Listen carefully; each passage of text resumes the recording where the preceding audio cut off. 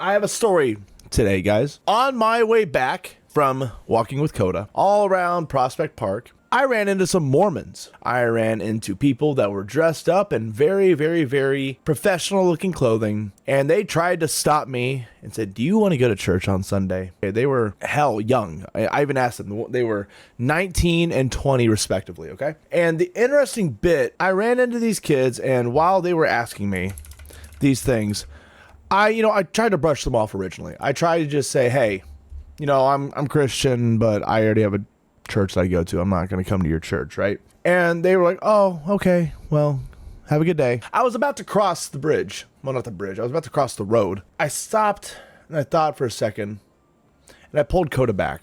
And I looked towards them and I said, "Hey, I have a question." And they're like, "Oh, yes, brother, please talk to us. Does this shtick ever work?" And they were like, "What do you mean?" And I said, "Do you ever actually get people to talk to you and then go to the church that you're talking about?" And they looked at me curiously and they said, "Well, of course. We wouldn't do this if it didn't work." And I said, "Okay, have you actually met these people? Have you in particular, have you actually spoken to these people? And have you gotten people curious enough to go to the church, and you've seen them go to your church? Not to say, yeah, I'll go there. Has it actually worked from people that you've spoken to?" And they stopped and they looked down. They were like, "Well," and I said, "Okay, can I give my professional opinion here?" And they're like, "Oh, sure. Well, what's going on in your mind?" And I said, "Well, listen, I don't think it's ever really worked for you guys. And you could say it has, or yeah, of course, we wouldn't be doing this if it didn't work." But I'm like, if you can't actually give me any examples, you can't give me a positive affirmation, this has not actually worked for you, why don't you guys question this? Have you ever considered that your approach about the entirety of what you're doing is wrong? And they looked at me curiously because I wasn't coming at them aggressively. I was coming at them from the standpoint of, you are trying to connect with people in the wrong way. And they stopped and they said, "What do you mean?" And I said, "Okay, look, you're going to people in the street, all right? People who are just going about their day, trying to get home, trying to go shopping, trying to corral their kids. They aren't focused on religion. Have you ever considered that you're doing it in the wrong place and you're doing nothing more than annoying people?" Again, looked at me very curiously, and I was supposed to get there for a bus. I missed the bus, and I was like, "Don't worry about it." As they tried to get me to go to the bus, like, no. I want to talk to you guys. They said, "Oh, okay. What you guys are doing is tantamount to going to a parent telling their kid to do something or telling their kid to not to do something. It's tantamount to going to school and being told by a teacher to do something that you don't want to do. What are you going to do as the kid being told this?" And the kids were just like, "Well, we wouldn't want to do it." I'm like, "Exactly." And I'm like, now replace that with religion and with Jesus. It's the same thing. You're absolutely turning people off to what you're trying to say and what you're trying to do. Have you ever considered that instead of trying to talk to people in the middle of a crosswalk in New York City, let go your ego, humble yourself, and actually go to where people are hanging out and actually talk with people like human beings, and don't preach down to them? Have you ever considered getting to know people, talking with them, having a good, decent conversation with them before you talk about your religion immediately? Because it comes off so annoying and standoffish. And I'm not saying you guys are. I didn't even curse in front of them, by the way. I was very respectful. I just straight up said, what you're failing to do, put yourself on the same playing field as other people. You are actively going out there and you're coming from the seat of superiority, whether you actually realize that's what you're doing or not. You are looking at them and say, "Do you want to come to church? Do you want to be saved?" People don't react well to that. No one likes being preached to. No one likes being told about politics. No one likes any of that. So why are we doing that with religion? And as someone who comes from a very similar faith, though of course my faith is very, very more grounded in reality and a bit different, but we believe the same kind of principles. I said, why is it that you're failing to actually touch base with people, actually talk to people like human beings, do what Jesus did? Jesus wasn't just walking around with his friends who all believe the same thing. Jesus was walking around with liars, with sinners, with murderers, with prostitutes, would get down there with them and actively opposed being surrounded by the same kind of sycophantic mentality that many churches do. And they stopped and they looked at me and they're like, And I straight up said, like, I've met more people around the world. I said, how old are you guys? And they're like, well, I'm 19, I'm 20. I said, well, I'm not coming from some level of expertise, mind you.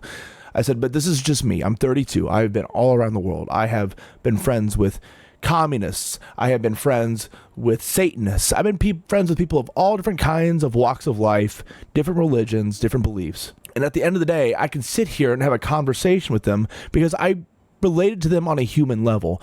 And am I going to change people's minds all the time? No, but at least I can get down onto the earth with them and I can accurately represent what we as Christians are supposed to do versus having the same church mentality that every other big mega church has, where we look down upon people because they are not saved.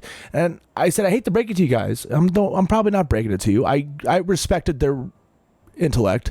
I was like, no matter if we are saved, we are not better than anyone on this earth. We are all on the same plane. We're all on the same playing field. And there are people probably in the same religion that you guys are in right now that say they are saved and think that they're better than people and they're in positions of power and they look down upon people, or they're using it, for status and for clout. These kids, and I can see in their heads, okay, this is not me having like main character syndrome. I'm just looking at these kids and I'm seeing their brains kind of work because they're looking at each other and they're doing this and looking away from each other, kind of like thinking about it. And I don't know if I caused like some kind of brain connection up here. Some neurons were activated over the course of this conversation, but they actually sat and they spoke with me. And when I was said, I gotta go get to my bus, they're like, no, we'll walk with you. We want to keep talking. It wasn't like I was preaching to them.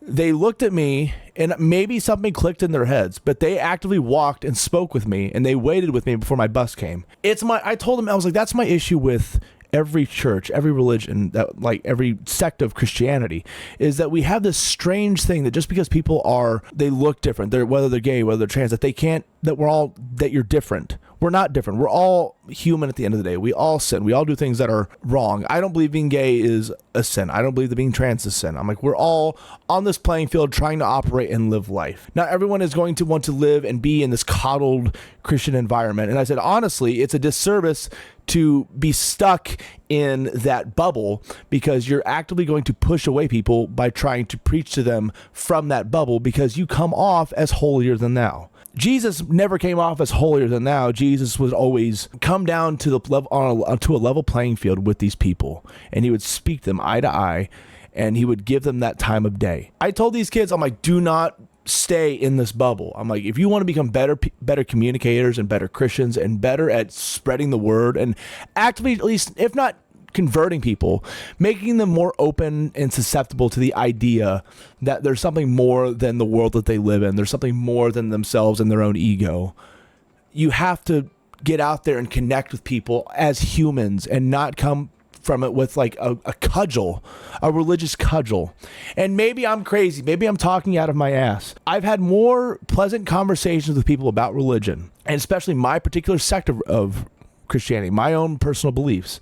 I've been able to have honest to God, faithful and productive conversation just by being me and not coming from a position of hellfire and brimstone, or just, come on, you want to come to church today? Maybe it did nothing. But I would much rather cross that bridge and have that conversation than sit there and judge them for looking and talking and being a certain way when, one, they're also kids. 19 and 20, you're still a kid. They haven't lived. They were in that religious bubble their entire lives.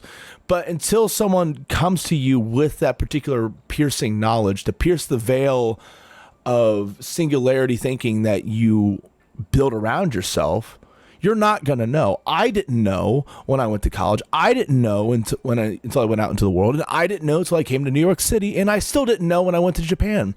You're supposed to burst your own bubble, your own ego of a bubble. You're supposed to break that shit with new experiences and constantly contradict the things that you are thinking and believing. If you're not constantly facing new information and you're not challenging yourself verbally as well as physically and mentally, you are being a detriment to yourself because you want to become the best version of yourself. And I told them this. I was like, if you want to be a better representation for what, Jesus was. And I don't believe in the Mormon sect of Christianity, straight up. It's very silly and weird. If you're not growing as a human being, you're going to fail to communicate with people as you get older. And that's why a lot of people, I straight up said it. I was like, people will see you when you come up to them, and then they'll walk away and they'll laugh at you. Are we here to get laughed at, or are we here to have a communication and try to spread the word? If that's what we're trying to do. Again, they stopped and they're like, wow. I don't know if maybe they never thought of it, or maybe I said something where maybe it clicked, or maybe they were brushing me off. But I'd like to think, considering they wanted to walk with me and talk with me, they were actually engaged in the conversation. And as I got on the bus, I straight up said, hey, don't just sit here and talk with me. Go out and be where people are. Go speak with people who need spoken to. Go to bars. Go to places where people are down and low. Don't talk to people in a crosswalk when they're busy. I was like, Jesus didn't go to a highway and preach the word, man. Jesus went to where people were dwelling, were hanging out, and he hung out with them, and he spoke with them. I hope that I said something good, but this is just my general way of thinking, and it's how I've conducted myself when having conversations with religion through the years, especially as time has gone on. And I've become much more prominent with my beliefs, but I'm grounded in that faith, and I still try to treat others the way I want to be treated. I still, follow the 10 Commandments.